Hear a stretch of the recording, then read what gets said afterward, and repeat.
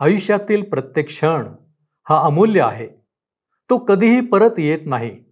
म्हणून आपल्या कृतीतून इतरांना प्रेरणा द्या. त्यांच्या जीवनातील अडखळण बनू नका. काय आम्ही प्रेरणा देतो की अडखळण बनतो?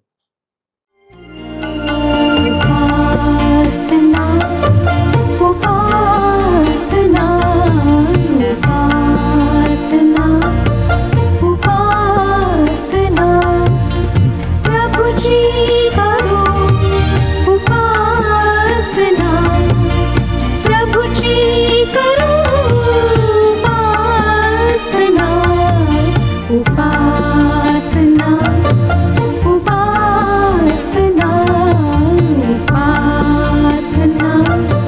उपासना सर्व सृष्टीचा निर्माणकर्ता परमेश्वर याच्या नावाला मान, महिमा आणि गौरव सदा सर्व काळ असो. उपासना कार्यक्रमामध्ये आपले स्वागत आहे. प्रियांनो, जेव्हा एखाद्या घरात लहान मुले असतात आणि सर्व घरभर त्यांची खेळणी पसरलेली असते, तेव्हा अशा खोलीतून चालणे कठीण असते.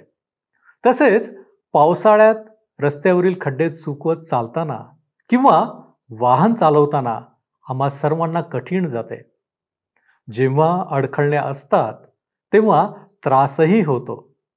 पण हे झाले जगिक गोष्टींसाठी.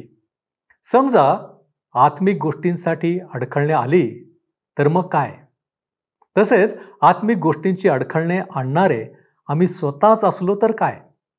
प्रियांनो, याच विषयावर आजचे हे अध्ययन आधारित आहे. तर मग चला प्रियांनो, आपण आपल्या अध्ययनाची सुरुवात करूया. श्रोत्यांनो, ह्या दिवसांमध्ये आम्ही रोमकरास पत्र ह्याचं अध्ययन करीत आहोत आणि 14व्या अध्यायाच्या 1 पासून 9 वचनांवर आम्ही विचार केलेला आहे. मला खात्री आहे की आपण सर्व जे काही वचनामध्ये सांगण्यात आलेलं आहे ते समजत आहात. मी आपणाला सांगू इच्छिते की जर प्रश्न आहेत, आपणाला अधिक स्पष्टीकरण हवं आहे किंवा बऱ्याच गोष्टी आपणाला अजूनही समजल्या नसतील तर अवश्य पत्र लिहा. कार्यक्रमाच्या शेवटी मी आपणाला पत्ता सांगेन, तेव्हा पत्ता लिहून घ्या आणि पत्राद्वारे आमच्याशी संपर्क साधा. रोमकरास पत्र 14वा अध्याय 10 पासून पुढची वचने आपण अभ्यासूया. श्रोत्यांनो, मी आपणाला सांगितलं होतं की आम्ही जे जगतो ते आम्हाला प्रभूकरिता जगायचं आहे. पुष्कळदा आमची संपत्ती, आमचा परिवार, आमच्या इतर गोष्टी आमच्याकरिता इतक्या महत्त्वाच्या होतात की आम्ही प्रभूला विसरून जातो. परमेश्वर आमच्याकरिता फार निम्न स्तरावर असतो. आमच्याकरिता आमचे जीवन फार महत्त्वाचे ठरते. परंतु पौल सांगतो की जर आपण जगतो तर प्रभूकरिता जगतो आणि जर आपण मरतो तर प्रभूकरिता मरतो. म्हणून आपण जगलो किंवा मेलो तरी आपण प्रभूचेच आहोत. आम्हाला ह्या वचनाच्या प्रकाशात स्वतःच्या जीवनाचं परीक्षण करायचं आहे. नंतर 9व्या वचनात मी आपणाला सांगितलं होतं, ख्रिस्त अशासाठी मरण पावला व पुन्हा जिवंत झाला की त्याने मेलेल्यांचा व जिवंतांचाही प्रभू असावे. आजचं अध्ययन 10 पासून पुढच्या वचनांवर आम्ही करणार आहोत. 10 ते 12 वचने सांगतात. रोमकरास पत्र 14वा अध्याय 10 ते 12 वचने. तर मग तू आपल्या भावाला दोष का लावतोस किंवा तू आपल्या भावाला तुच्छ का मानतोस? कारण आपण सर्व देवाच्या न्यायासनासमोर उभे राहणार आहोत. कारण शास्त्रात असे लिहिले आहे की प्रभू म्हणतो, ज्या अर्थी मी जिवंत आहे त्या अर्थी माझ्या पुढे प्रत्येक जण गुडघा टेकेल व प्रत्येक जिव्हा देवाचे स्तवन करेल. तर मग आपणातील प्रत्येक जण आपापल्या संबंधी देवाला हिशोब देईल. श्रोत्यांनो, तुम्ही आपल्या भावाचा न्याय का करता? लक्षात ठेवा की प्रभू येशूने परुषी लोकांना जेव्हा ते एका व्यभिचार करणाऱ्या स्त्रीला दगडमार करू पाहत होते तेव्हा योहान कृष्णवर्तमान 8वा अध्याय आणि 7व्या वचनात काय सांगितले? योहान कृष्णवर्तमान 8वा अध्याय आणि 7वं वचन सांगतं, तुमच्यामध्ये जो कोणी निष्पाप आहे त्याने त्या बाईला प्रथम दगड मारावा. आणि त्या जमावातील कोणीही त्या व्यभिचारी बाईला दगड मारला नाही. माझ्या श्रोत्यांनो, तुम्हाला आणि मला जाणीव असली पाहिजे की आम्हाला देवासमोर स्वतःच्या सर्व गोष्टींचा हिशोब द्यायचा आहे. आणि मग मी कोण आहे, कशी आहे, मी काय करीत आहे, हे सर्व त्या ठिकाणी जमावात येणार नाही. परंतु देवाशी माझा संबंध कशा प्रकारचा राहिला हे मात्र हिशोबात येईल. तर लक्षात ठेवा श्रोत्यानो, की आपणातील प्रत्येकाला आणि मला सुद्धा परमेश्वरासमोर सर्व गोष्टींचा हिशोब द्यायचा आहे. 14 अध्याय 13 वचन सांगतं, 14 अध्याय 13 वचन, ह्याकरिता आपण ह्यापुढे एकमेकांना दोष लावू नये, तर असे ठरवून टाकावे की कोणी आपल्या भावापुढे ठेच लागण्यासारखे काही किंवा अडखळण ठेवू नये. पौलाला ह्या ठिकाणी आमच्या वर्तणुकीविषयी असे सुचवायचे आहे की आमचे वर्तन हे दुर्बळ विश्वासणाऱ्यांच्या बाबतीत अतिशय सहानुभूतीचे असे असायला हवे. आम्ही बरेचदा विसरून जातो की एखादी व्यक्ती जी दुर्बळ आहे तिला आम्ही उत्साहित करायचे आहे, तिच्याप्रती आम्हाला सहानुभूती दाखवायची आहे. पुष्कदा आम्ही स्वतःची तुलना त्या व्यक्तीशी करून स्वतःला फार चांगले समजायला लागतो, त्या व्यक्तीला तुच्छ म्हणू लागतो, तुच्छ समजू लागतो. श्रोत्यानो, हे परमेश्वरासमोर चुकीचे आहे. 14 आणि 15 वचने पहा. मला ठाऊक आहे आणि प्रभू येशूमध्ये माझी खात्री आहे की कोणताही पदार्थ मूळचा निषिद्ध नाही. तथापि अमुक पदार्थ निषिद्ध आहे असे समजणाऱ्याला तो निषिद्धच आहे. अन्नामुळे तुझ्या भावाला दुःख झाले तर तू प्रीतीने वागेनासा झाला आहेस. ज्याच्यासाठी ख्रिस्त मरण पावला त्याचा नाश तू आपल्या अन्नाने करू नको. श्रोत्यानो, जर ख्रिस्त हा दुर्बळ बंधूसाठी वधस्तंभावर मरण पावला तर आम्हाला सुद्धा आमच्या वर्तणुकीद्वारे दुर्बळ विश्वासणाऱ्यांना उत्साहित करायचे आहे. त्यांना दुःख पोहोचेल किंवा ठेच लागेल अशा सर्व गोष्टींपासून स्वतःला दूर ठेवायचे आहे. मग त्यामध्ये आमचे खाणे-पिणे, आमची वागणूक ह्या सर्व गोष्टी सम्मिलित आहेत. 16 वचन पुढे सांगतं, म्हणून तुम्हाला जे उत्तम लाभले आहे त्याची निंदा होऊ नये. दुसऱ्या शब्दात, स्वतंत्र अर्थात आम्हाला लायसन्स मिळाले आहे असा नाही. विश्वासणाऱ्याला स्वतंत्रतेचा फायदा घ्यायचा आहे, परंतु दुसऱ्यांची निंदा करण्याकरिता नाही किंवा दुसऱ्यांकरिता अडखळण बनण्यासाठी नाही. आम्हाला नेहमी हे लक्षात ठेवायचे आहे की आमच्या वर्तणुकीद्वारे दुर्बळ विश्वासणाऱ्यांच्या जीवनावर योग्य तो परिणाम व्हायला हवा. श्रोत्यानो, आज परीक्षण करूया की आमच्या वर्तणुकीद्वारे काय इतर जे विश्वासामध्ये कमजोर आहेत त्यांना उत्साह प्राप्त होतो, काय ते विश्वासामध्ये वाढतात किंवा आमच्या वागणुकीमुळे त्यांना ठेस पोचते आणि ते अधिक कमजोर होतात. 17 वचन पहा काय सांगतं, कारण खाणे व पिणे ह्या देवाचे राज्य नाही, तर नीतिमत्व, शांती व पवित्र आत्म्याच्या द्वारे मिळणारा आनंद ह्यात ते आहे. ह्या पत्रामधील फक्त हाच संदर्भ आपल्याला देवाच्या राज्याविषयी सांगतो. देवाचे राज्य आणि स्वर्गाचे राज्य एकच आहे ह्यावर माझा विश्वास नाही. मत्तेकृत शुभवर्तमानात ह्याचा उल्लेख झालेला आहे, ज्याची पूर्ती 1000 वर्षाचा काळ किंवा मसीहाचे राज्य पृथ्वीवर स्थापित होऊन होणार आहे. माझा विश्वास आहे श्रोत्यानो की देवाच्या राज्यात सर्वच गोष्टींचा समावेश असणार आणि त्यामध्ये देवाची मंडळी सुद्धा असणार आहे. जे काही देवाने निर्माण केले ते सर्व काही देवाच्या राज्यात असणार आहे. देवाचे राज्य फार विस्तृत आणि संपूर्ण निर्मितीवर सत्ता ठेवणारे असणार आहे. ह्या संदर्भात एक महान अभ्यासक लांगे ह्यांची व्याख्या मला फारच आवडते. स्वर्गाच्या वर्तुळातील जीवनाच्या राज्यात देवाचा शब्द आणि देवाचा आत्मा ह्यांची सत्ता आहे आणि ज्याचे पृथ्वीवरील स्वरूप म्हणजे मंडळी आहे. प्रभू येशू ख्रिस्ताने ह्या विधानाचा योहान शुभवर्तमान 3 अध्याय आणि 3 वचनामध्ये उपयोग करून म्हटले, मी तुम्हाला खचित सांगतो, नव्याने जन्मल्या वाचून कोणालाही देवाचे राज्य पाहता येत नाही. श्रोत्यानो, हेच स्वर्गीय जीवनाचे वर्तुळ आहे, ज्यात देवाचा शब्द आणि देवाचा आत्मा राज्य करतात. स्टिफलर यांनी सांगितले आहे, देव सर्वत्र राज्य करतो, परंतु असा एक भाग आहे ज्यावर तो आपल्या आत्म्याच्या शक्तीने आणि स्वतःच्या नियमांनी राज्य करतो आणि हा भाग विश्वासणाऱ्यांच्या जीवनाचा भाग आहे. मनुष्य ह्या राज्यात प्रवेश करण्याकरिता पूर्णपणे असमर्थ आहे. त्यासाठी त्याला नव्या जन्माची आवश्यकता आहे. नव्याने जन्मल्या वाचून कोणीच कधीच ह्या राज्यात प्रवेश करू शकत नाही. ह्या राज्यात खाण्यापिण्याविषयी, त्याचप्रमाणे उपास किंवा शुक्रवारी मटण खायचे किंवा नाही, भाजीपाला खायचा किंवा नाही, ह्याविषयी कोणतीच बंधने असणार नाहीत, कारण ह्या सर्व गोष्टींचा तेथे प्रवेश होणार नाही. आता ह्या वचनामध्ये धार्मिकता हा जो शब्द आला आहे त्याचा अर्थ पहिल्या आणि तिसऱ्या अध्यायात जसा आहे तसाच आहे. ह्याचा अर्थ श्रोत्यानो, देवाशी योग्य संबंध असणे, असे जीवन जगणे जे त्याला संतुष्ट करणारे जीवन आहे. त्याच्या राज्यात सर्वत्र आनंदी आनंद असणार आहे. आता पवित्र आत्मा हा धार्मिकतेतच वास करीत असतो. ह्या दोहोंचा फार जवळचा संबंध आहे. तो आमचे उभे राहणे नाही, परंतु आमची चालचलणूक, आमची वर्तणूक कशी आहे हे दर्शवितो. आम्हाला आत्म्याच्या मार्गदर्शनात आणि सामर्थ्यात चालायचे आहे. श्रोत्यानो, पवित्र आत्म्याच्या प्रेरणेने आम्ही चालले पाहिजे आणि आमचे आत्म्यात चालणे हे सैद्धांतिक नसून क्रियात्मक असले पाहिजे. ते मौखिक नसून दिसणारे असायला हवे. ते प्रभू येशू ख्रिस्ताच्या धार्मिकतेत असण्यापेक्षा पवित्र आत्म्याच्या धार्मिकतेत असायला हवे. आनंद हे विश्वासणाऱ्यांच्या जीवनात पवित्र आत्म्याचे फळ आहे. दुर्दैवाने आज ते विश्वासणाऱ्यांच्या जीवनात दिसून येत नाही. थोडीशी गोष्ट घडताच आमचा आनंद मावलून जातो.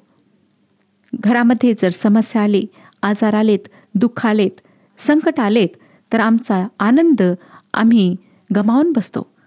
आमच्या आयुष्यात आनंद असला पाहिजे.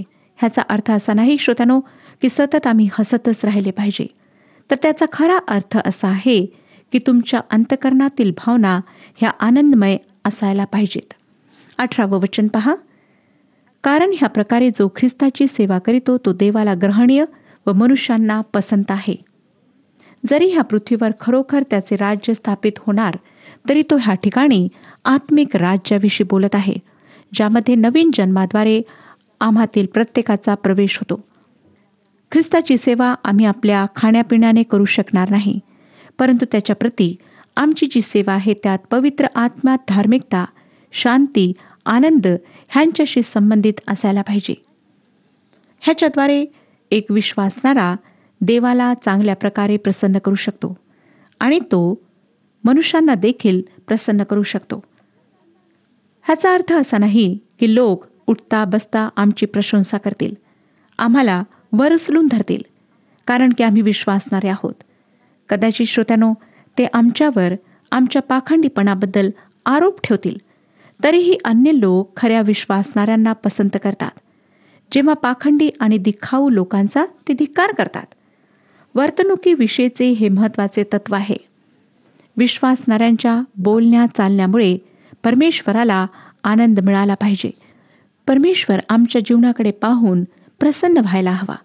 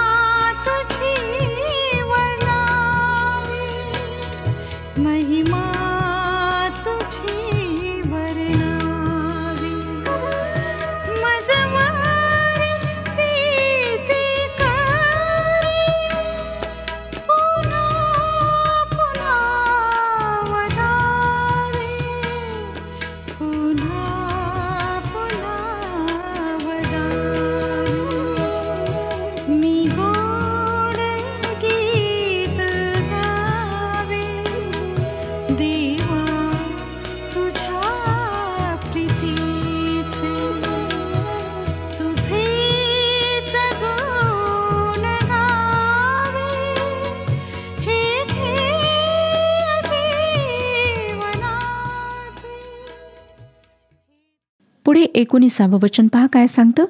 तर मग शांतीला व परस्परांच्या बुद्धीला पोषक होणाऱ्या गोष्टींच्या मागे आपण लागावे. या वचनाच्याद्वारे दुहेरी प्रोत्साहन देण्यात आलेले आहे. ज्यामुळे शांती प्राप्त होईल अशा गोष्टींच्या मागे लागा आणि त्याचा होईल तितका प्रयत्न करा.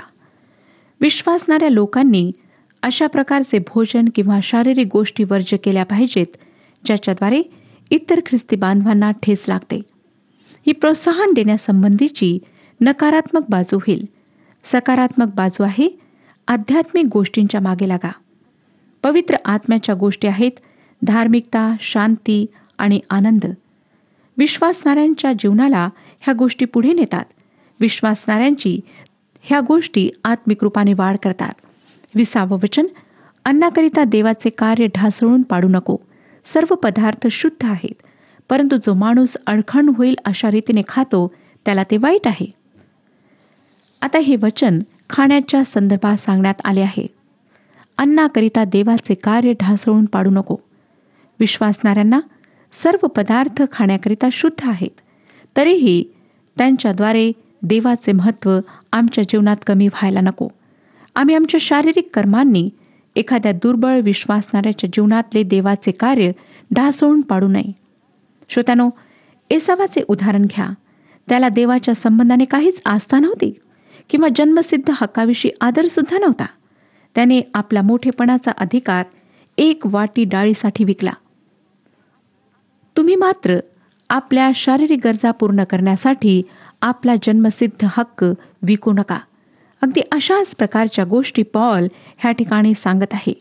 21 वचन, मांस न खाणे, द्राक्षरस न पिणे आणि जेणेकरून तुझा भाऊ ठेचाळतो किंवा अडखळतो अथवा अशक्त होतो ते न करणे हे चांगले आहे. पॉल पुन्हा परत ह्या 2 मुद्द्यांकडे आलेला आहे, खाणे आणि पिणे. आता तो त्याच्या पलीकडे जात आहे. तो अशी वाक्यरचना करतो, तिच्याद्वारे तो सरसकट काही गोष्टी सांगतो. आता 22व्या वचनात वर्तणुकीचे दुसरे महत्त्वाचे तत्व पॉल सांगत आहे. तुझ्या ठायी जो विश्वास आहे तो तू देवासमक्ष मनातल्या मनातच असू दे. आपणाला जे काही पसंत आहे त्याविषयी जो स्वतःला दोष लावित नाही तो धन्य. ह्या ठिकाणी ख्रिस्ती लोकांचे वर्तणुकीविषयीचे दुसरे तत्व सांगण्यात आले आहे. आधीच इतरांना दोषी ठरविण्याबाबतचे तत्व सांगण्यात आले आहे. जर आम्हाला भविष्यात देवासाठी काही करण्याची इच्छा आहे तर हा प्रश्न प्रथम आम्ही स्वतःलाच विचारायला हवा की मी हे जे करीत आहे काय ते योग्य आहे? काय मी हे कार्य पूर्ण समर्पणाने करीत आहे? आनंदाने मी हे कार्य करू शकेन काय? पूर्ण उत्सुकतेने मी ते काम करू शकेन काय? श्रोत्यानो, अशा प्रकारचे प्रश्न प्रथम आम्ही स्वतःला विचारायला हवेत. आता हे दुहेरी पदर उघडण्यासाठी आपल्याला आपण पूर्वी काय केले ह्याची जाणीव असायला हवी. तो मनुष्य धन्य आहे जो आपण केलेल्या कृत्यांबद्दल स्वतःला दोष लावित नाही. विश्वासणाऱ्यांचे जीवन हे आपण पूर्वी काय केले ह्याचे परीक्षण करणारे जीवन असते. त्यात कसल्याही प्रकारे द्विधा मनस्थिती नसते.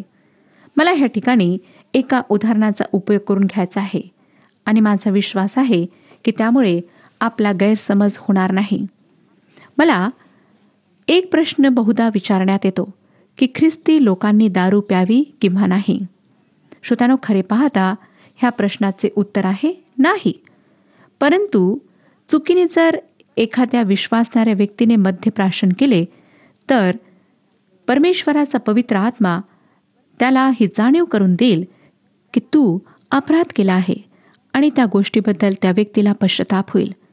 परंतु जर अविश्वासणारी व्यक्ती दारू प्राशन करेल, मद्यप्राशन करेल तर त्या बाबतीत त्याला खंत होणार नाही, पश्चाताप होणार नाही. हाच एक मोठा फरक विश्वासणाऱ्या आणि अविश्वासणाऱ्या व्यक्तीमध्ये असतो. श्रोत्यानो, आज आपल्या जीवनाचं परीक्षण करा. काय आपल्या जीवनाकडे पाहून लोकांना ठेच लागते? लोक ख्रिस्ताकडे येण्याकरिता इच्छुक राहत नाहीत. तुमच्या जीवनाकडे पाहून ते शंकांनी आणि प्रश्नांनी भरून जातात. पहा श्रोत्यानो की कशा प्रकारचं ख्रिस्ती जीवन आपण जगत आहात. काय आपणाला अपराध केल्यानंतर त्याबद्दल खंत वाटते? पश्चातापाने आपले हृदय भरून जाते? जर नाही तर कुठेतरी नक्कीच गडबड आहे. जो स्वतःला दोष लावित नाही तो धन्य, हे परमेश्वराचं वचन आहे. माझ्या प्रिय श्रोत्यानो, तुम्ही स्वतःच्या जीवनाकडे पहा. तुम्हाला आपल्या पूर्वीच्या जीवनाविषयी तिटकारा वाटतो काय? तुमची सद्सद विवेकबुद्धी तुम्हाला दोषी ठरवित आहे काय? अनेक लोक त्या गोष्टी पसंत करतात ज्या देवाला आवडत नाहीत, ज्या करण्याकरिता देवाने मनाई केली आहे. कदाचित मंडळांमध्ये आपण फार क्रियाशील असाल आणि लोक आपणाला फार चांगली व्यक्ती समजतात, परंतु परमेश्वराशी आपला जो संबंध असायला हवा तो संबंध कायम झालेला नाही. लक्षात ठेवा श्रोत्यानो, की परमेश्वराचे मंदिर ही एक फार भयंकर अशी जागा आहे, कारण त्या ठिकाणी सुद्धा सैतान उपस्थित असतो. तो प्रत्येक रविवारी मंदिरात जातो आणि सर्वात चांगल्या गोष्टी ज्या त्या ठिकाणी घडतात त्या ठिकाणी तो अडखळण निर्माण करतो. कदाचित आपण बऱ्याच अशा गोष्टी करीत आहात ज्या सैतानाला आवडणाऱ्या आहेत, सैतानाचं मनोरंजन करणाऱ्या आहेत. स्वतःच्या जीवनाचं परीक्षण करा. बऱ्याचदा आपण अशा काही गोष्टी बोलता ज्या आपण बोलायला नकोत. त्या बोलल्यानंतर काय आपणाला खंत वाटते, किंवा आपण फार अभिमानाने दुसऱ्यांना सांगता की आज मी त्या अमुक अमुक व्यक्तीला अशा प्रकारे बोललो आणि ती व्यक्ती चूप राहिली.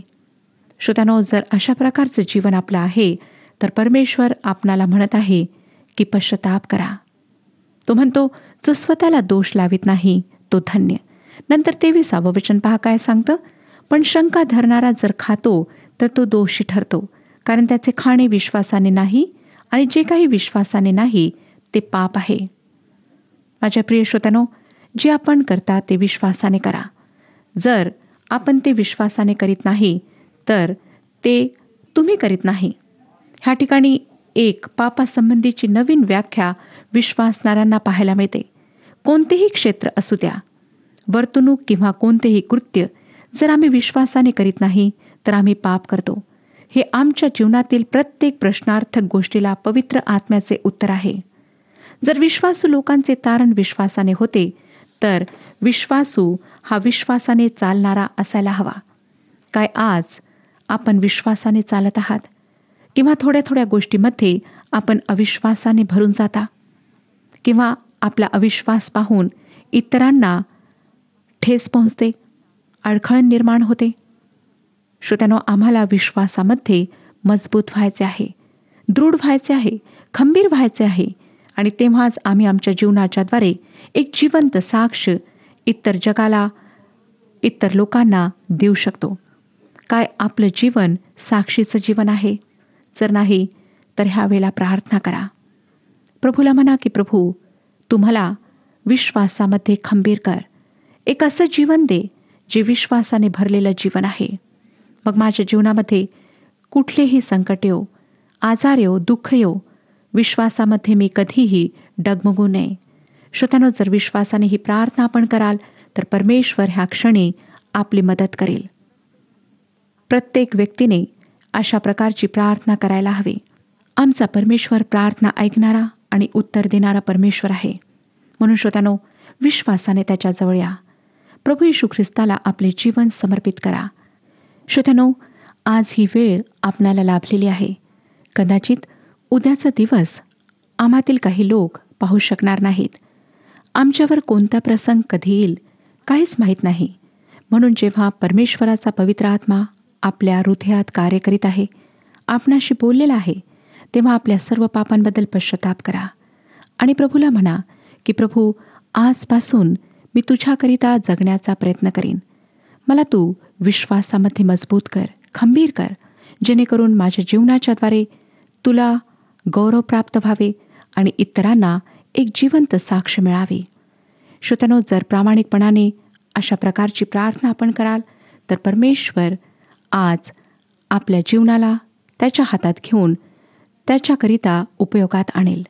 परमेश्वर आपणा सर्वांस आशीर्वाद देऊ. हा कार्यक्रम आपणास आवडला काय? आता आम्हाला एक मिस कॉल करा आणि आपण पुढील विजेता होऊ शकता.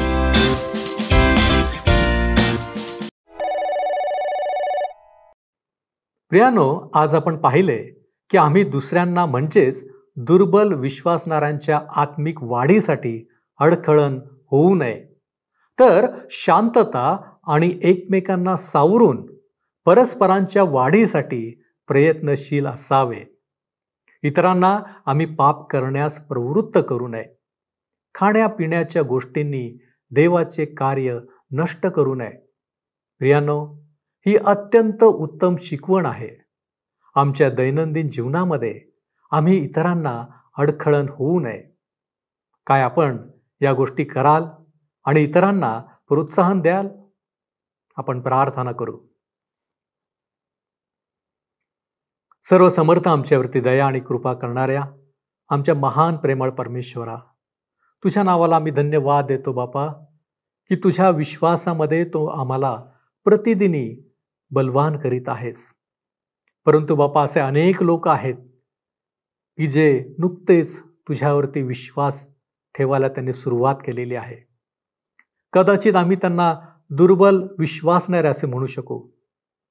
होय प्रभू परमेश्वर देव बापा, अशा लोकांशी आमचं नातं चांगलं असावं आणि परमेश्वर देव बापा, आमची वागणूक, आमची वृत्ती त्यांच्या आत्मिक जीवनासाठी अडखळण होऊ नये, यासाठी बापा आम्ही स्वतःला तुझ्या पवित्र हातामध्ये सोपवतो. प्रभूजी, तू आम्हाला सहाय्य कर की जेणेकरून योग्य गोष्टी आम्हाला कळू शकतील, आमच्या जीवनामध्ये आम्ही त्या आचरणात आणू शकू आणि बापा आमच्या प्रत्येक गोष्टींच्या द्वारे, कृतीच्या द्वारे तुला गौरव प्राप्त होऊ शकेल. आणि म्हणून स्वतःला तुझ्या हाती सोपवित असताना या विनंत्या येशू ख्रिस्त आमचा प्रभू याच्याद्वारे करतो, म्हणून तू ऐक. आमेन. ख्रिस्ताचे भय बाळगून एकमेकांच्या अधीन असा. प्रभूची शांती आपणाबरोबर असो.